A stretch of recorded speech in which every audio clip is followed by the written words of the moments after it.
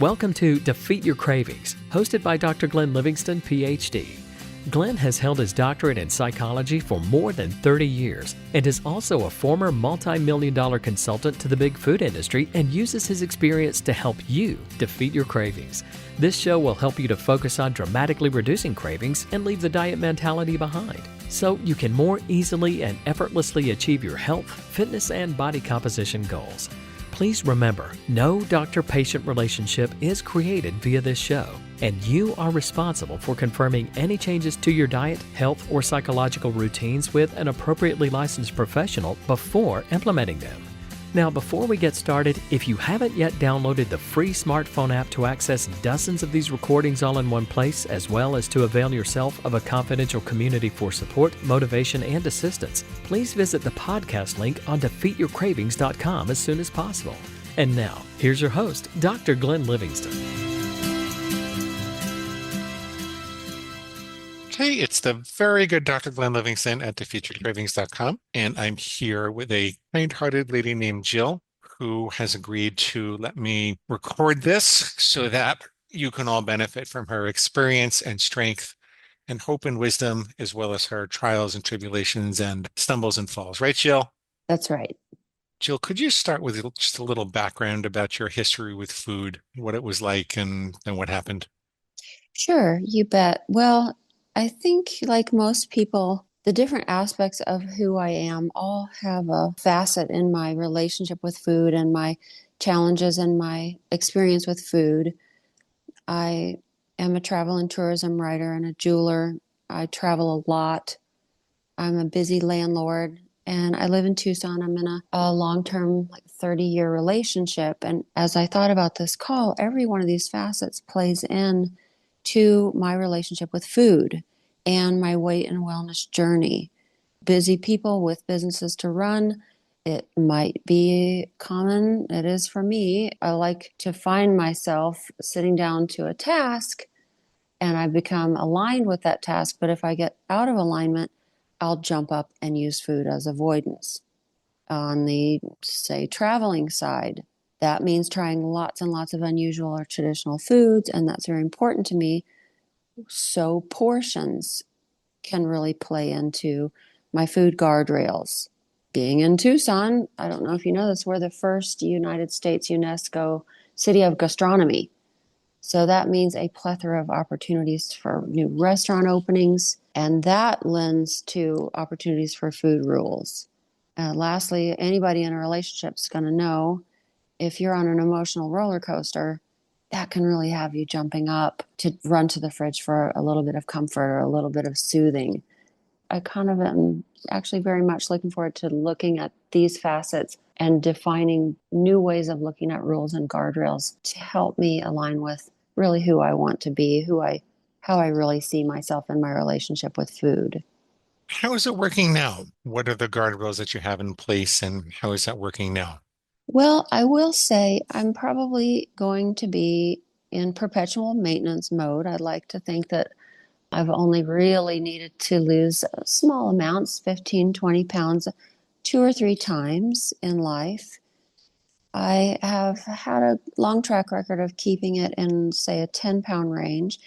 And lately, with a lot of credit to your podcast, more of a 5-pound range. But in that range, it's a roller coaster, and it has me wondering, am I thinking about food more than I need to? Could I have better rules that would help me be more confident that that scale is going to stay at this nice small range? And actually, that's one of the questions that I have queued up for at some point in this call. You know, that normal range that so many of us are in, we're not going to have a flat line of weight. And how we navigate that emotionally and rules-wise in that range. Good. That's a wonderful question. So Okay. you're within about a 5-pound range. What was it in the podcast that helped you to kind of consolidate your thinking and get to where you wanted to be like that? Well, one of my favorite things that I turn back to that I've heard from you is about freedom. I live my life and I have kind of a North Star of you could call the law of attraction. I really believe that we live up to our own expectations or down to them. I feel like what I put into the universe comes back. And so if I'm feeling restricted and blocked in and guardrailed all around, I don't think that's going to come back to me in the good feelings about food. But when you said that saying no to a craving, hey, we can think about that as a far greater freedom than saying yes. Oh, yay, I can say yes to this because I'm so free. But if I can say no to it, that's real freedom. That's autonomy and power over my own choices. And I think that's been maybe my favorite takeaway so far. Okay. Okay. And saying no to certain actions might be saying yes to life. Yes, exactly. You know, one of my favorite phrases I ever heard, it was advice given to me regarding being asked to volunteer. There's a lot of asks when you're good at stuff and, you know, you are a great person, you want to say yes. A wonderful mentor once said to me that applies very much to food choices. She said, it's easier to say no when a brighter yes is burning. And that really dovetails with your advice about true freedom is leaving that cookie or leaving that third cookie. That's freedom. And so that feels really good. That feels very North Star to me. So it sounds like you've listened to a lot of podcasts and you've Hmm. maybe developed a big why and you've got a set of rules. Do you want to go through that and kind of look at any trouble spots together? Sure. What would you most like to get out of the call? I would like to basically do just what you said. I'd like to tell you the rules that I've had long term without even really knowing that's what they were. They're working. I'd like to define and fine tune a few more. And then I have a few questions in general about rules from kind of like a 20,000-foot perspective. Let's do it. Awesome. What are your rules? Well, I've been tracking my calories on an app since 2018. So I have tons of data and research, and I know a lot about macros, and I really appreciate my own little personal research lab I've got going on here. Through that, one rule, good guardrail I have, is I like to stick to about 1,250 calories a day. Okay. Is that a rule or a guideline? It's Is a that guideline. It's a okay? guideline because if I'm traveling, it'll certainly rise up. And I feel very good about that. I would feel much worse about not trying a traditional local pastry than I would about hitting 1250 on my tracker. Okay. I do have an upper guardrail of 2000. And Okay. if something went awry, I would turn to the weekly average, which leads me to a future question that's on my question list about heaps and loads of exceptions. You know, there's layers of exceptions here. I like to have an average of at least 7,500 steps a day, which kind of folds in. Is that a guideline or a rule? Well, I guess it's a guideline because I'm okay with averaging it. Well, right now, there's no way I won't average 9,500 by the end of the year. So it's definitely a guideline. Okay. You're aiming for 7,500. Go ahead. Mm-hmm. Nothing wrong with Good word, guidelines. aiming. Mm-hmm. Mm-hmm. Yeah, well, that's what a guideline is. It's something that you're aiming at. You like having it in place and reading it every day so that you know what you're aiming for, but you're not going to torture yourself if you miss it. Nice, nice. A new rule I have is it kind of folds back into this freedom that I can have what I want, but I want to really be fully in aligned with this before action. I know that stressed out Jill or disappointed Jill or nervous Jill can just, oh boy, I could break the land speed record for grabbing and eating. But if I could just stop, slow down that momentum, ask you about some tricks and tools for adding some time between stimulus and response, I think that would be a rule that would be so overarching. It would help me in all areas of my life. That's a rule that I'm considering. How would you phrase that?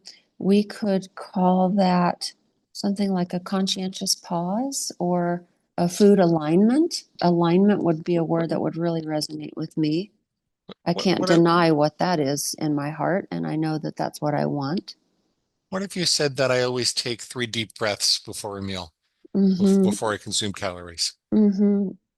That was one of my options here. 3 deep breaths seems like a perfect start. I'm writing that down. I also I always take have, 3 deep breaths before consuming calories. I like that. If that's not possible, nothing is. I like that. I also like naming the feeling because if it's not hunger, I owe it to myself to give it a name, and that helps me beyond that scale. Very interesting. hmm What am I throwing food at? Because, and actually, I think I may have learned this quote from you. Food never fixed the feeling, it just postponed it. It sounds like something I would say, but I don't think I Mm-hmm. said that. I agree with that. Mm-hmm. Mm-hmm. So I like taking the breaths as a time to identify the reality of why I'm reaching for food. So we always take 3 breaths before consuming calories and name what you're feeling. I like that. Can I ask you a question? Please. hmm Can the name of that feeling be hunger? What if it's genuinely hungry? Yes, I was just thinking that to myself too. If it's hunger, have at it. There's lots of real reasons to eat. And if hunger is involved, great. But even if it is, I'm happy to examine all the reasons in that moment. Okay, what's the next rule? Awesome. Well, I loved, especially appreciated your podcast with a woman named Alexis and her rule about, you might say I could almost consider it a mini fast between meals because I can just graze like a lawnmower. And I think all this kind of ties together. If I'm jumping up for a reason other than hunger, well, sure, it's time for a bowl of popcorn. You know, how many calories is that? That'll fit in the budget. But I don't care if it fits in the budget. I don't want to eat for emotional reasons. So her 2 hour break between real meals rule was very appealing to me. And how do you know when a meal is starts and ends? That's a biggie. And I think I'm going to need to eat a little bit more. Let's say I'll need to eat 3 snacks put together. My snacks are more like mini meals, and then call it a meal. So there's no excuse to pretend I'm hungry. And no, I certainly have enough protein and nutrients and calories in me to get me to the next real meal, which is coming. How do you know when the meal starts and ends? I know you want to have two Oh, a hours in plate between. full. I see. I see. To Okay. fill a plate with an appropriate, wonderful amount of variety and appropriate nourishment that'll certainly get me more than a couple hours into the future. Then Okay. there's Okay. no denying it. A meal is a plate of food. Yes, When the plate of food is gone, the meal is over. that's right. And I better be putting a little chocolate square on the side of that plate. I'll do it. If that's what I need to do, then that's fine. Okay. The 2 rules really are the pause before eating, naming what you're feeling, and then the 2 hours between meals, a meal defined as a plate of food. Yes. So it starts when you take the first bite off the plate and it ends when the plate's empty. Yes. Do you want to say no more than 1 inch high or 2 inches high? No, I think I'll base it on staying within my calorie budget. Okay. Appropriate portions, great variety. I'm actually a very healthy eater by and large. Okay. It's just this So your, grazing. your calorie guidelines are enough of a volume control They're for you. helping. Yeah. What other rules do you have? Let's see here. It kind of relates to travel, buffets, free food, potluck, special foods. This Hmm. is a real icy road for me. I am a person who loves food, and I wouldn't change that for the world. I love it. I love homemade food and special food and different food, but I know I can try the food. I don't need seconds, thirds, and fourths. Well, you already have a rule that says only 1 plate of food per meal and only 3 meals a day. So a potluck, don't go back. Oh, if I didn't go back, that would be something. And also slowing down will help support the not going back. Really doing the good old tried and true fork down, sips of water, conversation, small bites, If you're things I having already 3 know. plates of food per day and you're never going back for seconds, how could you get in trouble with food? When there's that extra special thing on that buffet that I will never, ever take the time to make myself and someone's grandma's recipe, and it's a party and it's just so darn special. and Well, it's not going to be there tomorrow. so that's how you would be tempted to break your rule. Correct. Do you want to make an exception to the rule for special foods? I like the idea of a rule to say I got one thing twice. The freedom in that could prevent a lot of heartache. It could stop me from just saying I'm getting it all again. That I could go back for one additional round of my very favorite thing that I had. And how often can you do that? Or Once. once a month, once at a special event? Oh, once every special event. I Okay. went through the line. I took my reasonable amount. I picked my favorite. I went back and I had one more of those cookies. One more of that sweet potato, you name it. Just one more. And okay, so you never go back for seconds except at special events. And one favorite. And so you never go back for thirds. Correct. Although it makes my eye twitch to hear you say that. I know it's a good rule. I know it's a good one. For special events, I may have one more of my favorite. Perfect. Okay. If you're permitted one more of your favorite at special events, but otherwise you get one plate of food and don't go back for seconds, 3 meals a day, and you pause before you eat, how else could you get in trouble with food? Well, I'm doing a pretty darn good job of defeating my love of eating from a container and eating from my desk, and that's a lot of help from you. Do you have a rule that you don't eat from containers or at your desk? Mm-hmm. Okay. Yeah, So it started out with a rule that I could do that if it was on a food scale. So at least there's some reality to my landslide. But okay. I like that I've transitioned out of that. I do have a habit that feels like a rule, but maybe it would be good to talk about substitutes. If I am getting twitchy, I'll let myself eat an abundance of something like cucumber slices, because that rolls back to the calorie count rule, but it violates the grazing rule. Can you talk about that? Well, yeah, you can say, except for my unlimited foods, I never go back for seconds or eat Gosh, between that's meals, freedom. right? And make a list of unlimited foods. Well, you really are setting us up for success here, aren't you? Trying. Been at this for a while. Mm-hmm. Okay, I feel like I might even, it's my little cucumber crutch that I will love for a while, and I bet it's going to just help me like a training wheel. That's nice. Okay. I adjusted your rule to say never go back for seconds except for special events when you can have one more of your favorite and or unlimited foods. And I put unlimited foods in quotes because you have to define it. That's right. Okay. And I never eat at my desk or from containers. If you're following all these things, how else could you get in trouble with food?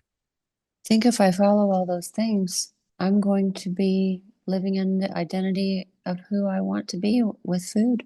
I think I'm going to feel great. So any thought that suggests you don't pause before you eat, that you have less than 2 hours between meals, that you go back for seconds except at your special events or for unlimited foods, or that you eat at your desk or from containers, that's going to be a squeal. Mm-hmm. And you're also going to follow some guidelines, 1,250 calories in general, but never more than 2,000. You try for a weekly average of 7,500 steps. Jill, if you took a breath and you thought about following these rules, would you feel protected? I do. Would you feel confident that you'd stay in this weight range? Very. Okay. Well, then you had a list of questions you wanted to ask me. Awesome. I would love to talk to you about a few things. How do you feel about, well, I just found out about the unlimited foods. And when you called it that, I remembered I have heard that on the podcast. That's a wonderful answer. And you already answered my question about can rules be based more on behaviors, which is the breath, because I know that my cravings aren't really about food. Some people have only behavioral rules. Some people don't want to restrict anything, so they monitor their behavior instead. Nice. Okay, so I have a neat balanced diet, you might say, of those. I would like to have a rule that's already a rule about meditating every morning, because I think that helps me all throughout my day, keeping my true north. And it feels good to add that to this list since I'm packaging this up and it's going to be so motivating to have had this call. I recommend that you have a separate behavioral plan from your food plan. if it's truly entirely behavioral and has nothing to do with food. Mm-hmm. If it's a Mm-hmm. food behavior, that's different. But the reason you want to do that is you don't want your pig to be able to say, well, you didn't meditate this morning, so Ah, all bets are off. how interesting. That makes a lot of sense. I'm definitely in alignment with that. I wanted to ask you how to stop the momentum. We talked about that. And I would love to hear what your advice is on this emotional and mental navigation of the fact that weight is not a flat line. Gaining a pound or two and losing every single day is normal. So how do you advise your clients in that regard? Statistically, by which I mean weigh in every day and calculate the trend. And when you weigh in every day, initially it's really scary.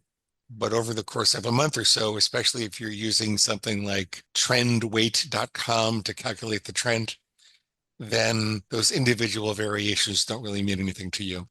The scale just becomes information. It becomes one data point.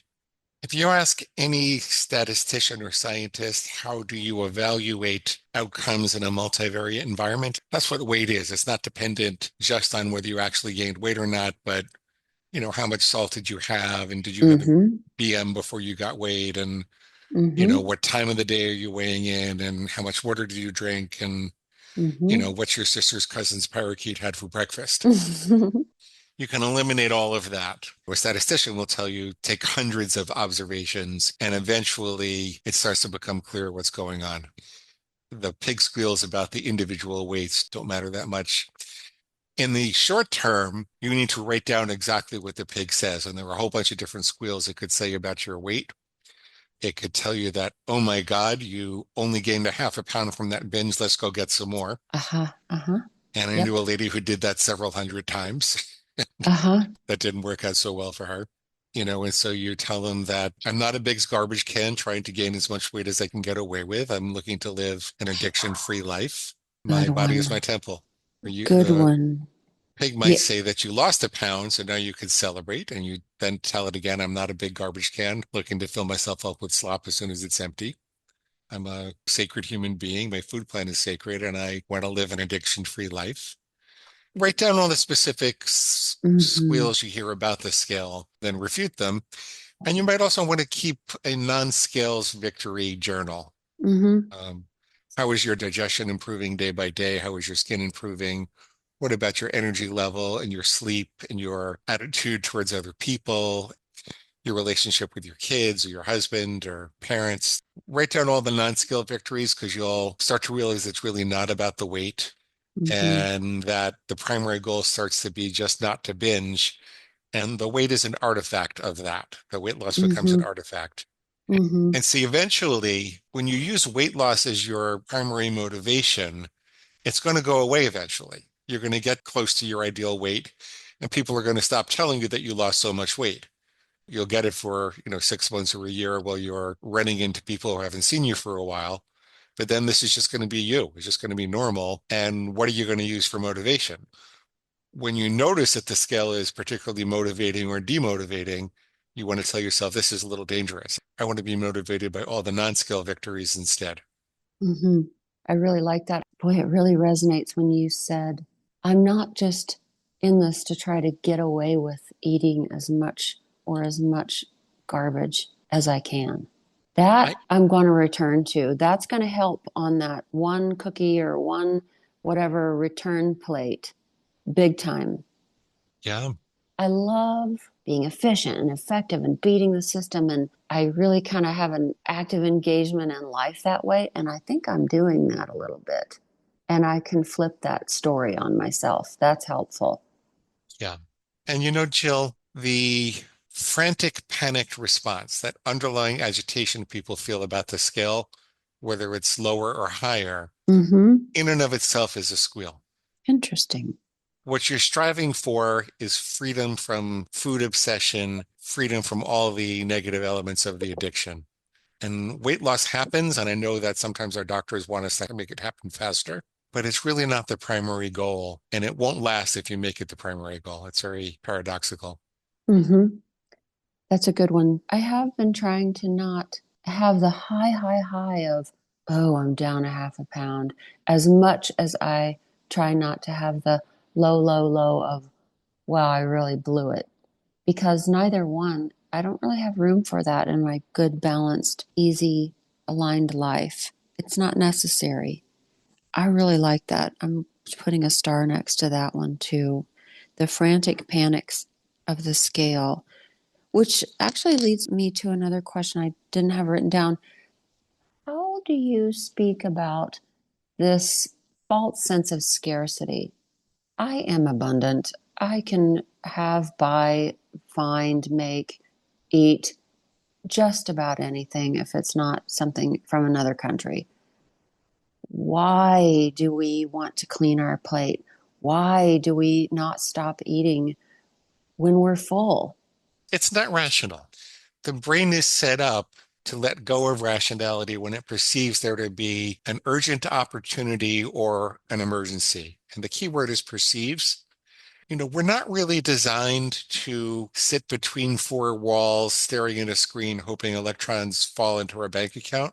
So we're living a world where our natural needs are constantly deprived. We don't get nearly enough nature as we're supposed to get.